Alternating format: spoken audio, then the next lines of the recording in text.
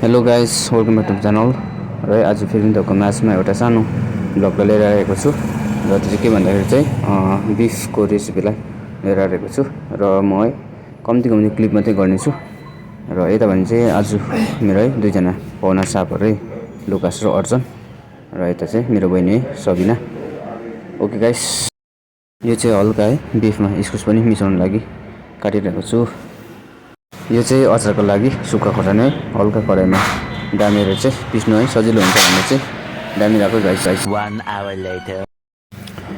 लु त गाइस, अहिले भने चाहिँ फाइनली भइसकेको छ। र मैले है सबै बाँडी पनि सकेँ, भाग लगाइसकेँ टक्कै 4 जनाको। यसो छ गाइस, आजको मेरो दुईजना पाहुना साप लुकास अर्चन अनि सबिना है, म 4 जना छौँ है गाइस।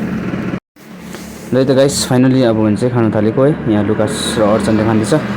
भाइले एकदमै मिठो भयो भन्थे है, तर म यहाँ एयरड्रप्स लगाएको कारणले गर्दा है केही सुनेको छैन। अन्त म आफै बोल्दैछु है।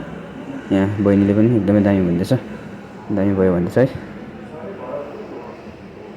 यस्तो भएको चाहिँ खाइस फाइनली चाहिँ इन्जोय गर्दै एकदमै मजाले खायो भन्दैछ। ओपी डाकल भन्दैछ।